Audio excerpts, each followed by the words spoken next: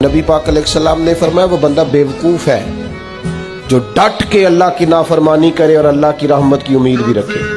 یہ تو بیوقوف آدمی کی علامت کہ نہ سنت پہ عمل کیا جائے، نہ شریعت پہ عمل کیا جائے، نہ نماز کی پابندی کی جائے، نہ حلال حرام کی تمیز کی جائے، اور ڈٹ کے کہا جائے کہ اللہ بڑا مہربان ہے معاف کر دے گا.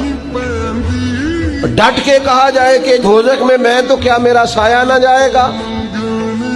یہ بھی فاسد نظریہ ہے، فاسد. نبی پاک بڑے مہربان بڑے مہربان بڑے مہربان.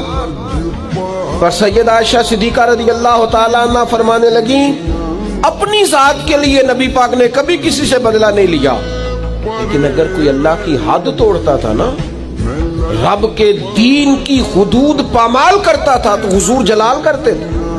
نبی پاک علیہ السلام تو ناراض ہو جاتے اگر اللہ کی حد توڑی جاتی، اور یہاں ڈھٹائی کے ساتھ دلیری کے ساتھ آپ حدود اللہ پامال کریں.